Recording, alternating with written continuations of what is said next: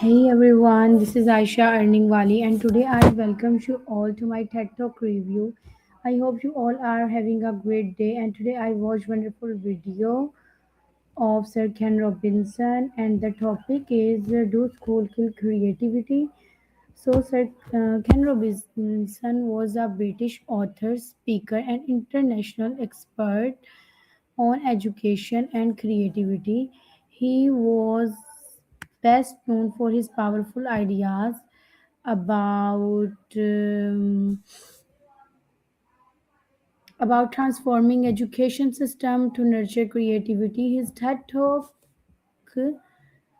Do School Kill Creativity, became one of the most watched talks in the world. He believed that every child has unique talents that school should support, not ignore, and most schools kill creativity in the children's. Though his work, he inspired educators and students to rethink how a learning should happen. This vision continues to influence education globally. So, it's about the introduction of the author, and yeah, now we have a review on his this TED talk. So it's been a great and wonderful talk. Let's start. Creativity is as important as literacy, and we should treat it with the same importance. He argues that every child is born creative, but as they go through school, this creativity often fades. Why? Because schools tend to focus only on certain subjects like math and languages while ignoring creativity fields like art, music, and dance. So, as we say, everyone has creativity. So, Sir Ken Robinson starred, all children are naturally creative. Children are not afraid of making mistakes, they try new things, ask questions, and explore freely.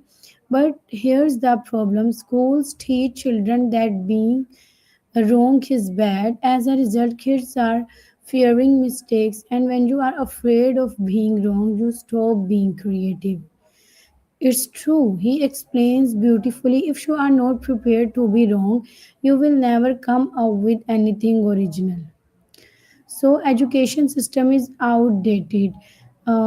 Education system was created during the industrial age. The goal was to prepare people for factory jobs. So schools were designed like factories, fixed schedules, standard curriculum, focus on academic ability. Even today, schools still follow the old model. Like we study books in 5 or 6 class or in metric. Like nowadays, children also study these books. So it's completely true that school is outdated and the curriculum was too much old. We do not change the curriculum or don't design the curriculum according to according to today's era or today's digital modern world. So even today, schools will still follow the old model. Subjects are ranked in a hierarchy. Math and language important more humanities, and then after that, arts come. So arts going to be least important. It gives message that creative subjects are not valuable. Here he tells about the story of Gilan Lane. One of the most powerful part of the talk is the real life story. Sir Ken Robinson talks about a girl named Gilan who struggled in school. Teacher thought she had a learning disorder because she could not sit still, but instead of labeling her, a doctor noticed something different. She was not distracted, she was a dancer. Later, Gillian Lenny became a world famous choreographer and created shows like Cats and the Phantom of the Opera. Sometimes children are not problematic, they are differently talented. So even when the music plays, the doctor noticed even when the music plays, she moved and she tried to dance. Robinson explains that intelligence is not one dimensional. Intelligence is diverse, dynamic, and unique. Like every person is different, every person grows through interaction, or everyone has think in different ways. Some people learn visually, some through movement, and some through music. But schools mostly value only one type of intelligence, academic intelligence. This leaves many talented students feeling like they are not smart. Because of this system, many children lose confidence in their creativity. Talented individuals are misunderstood, and society misses out on innovation. So, Robinson wants that in a fast changing world, creativity is not optional, it is essential. So, we must rethink education, we must nurture creativity, not suppress it, because the future depends on people who can think differently and creatively. In my opinion, the talk is inspiring, thought provoking, still relevant today. It makes us question, are we educating children for the past or the future? And the use of humor and storytelling makes complex idea easy to understand. This talk is just criticism, it is a call for change. So here is Robinson quote that a girl who is drawing a picture, and teacher come and ask for what are you making. She says, I'm making a picture of God. But teacher says, no one sees the God. And the girl says, when I draw this picture, everyone see the God. Children are like students, and children are like creative. So when we give a like scheduling environment, the creativity is going to be finished. And like when we scolding the people, when children are not doing good things, or they doing bad things, and when we are scolding in the school, so they do not react, or they stop doing creativity, and they do not do experiments, and they seems it's not good for us.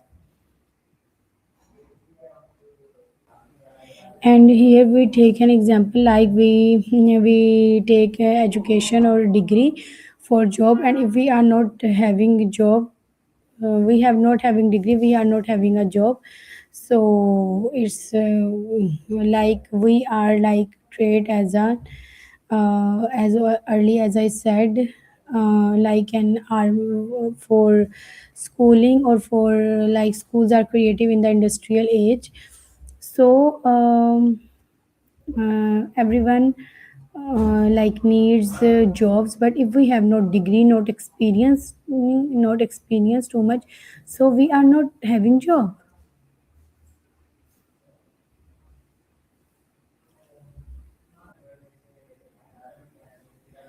Okay, Sir Ken Robinson humorously explains that as people go through the education system, they begin to focus only on their intellect, especially their heads, and ignore the rest of their bodies. He says that many highly educated people, especially university professors, which they said he also that once seem to live entirely in their heads, they live in their heads slightly to one sided. He jokes that they treat their bodies almost like a way to carry their heads from one meeting to another. The education system often values only academic intelligence. It ignores physical creativity and emotional forms of intelligence. As a result, people lose connection with other important abilities like creativity, movement, and expression. So yeah, here like as early I said, they schools build their own army, because schools are created in the industrial age. It's all about really the schools kill creativity.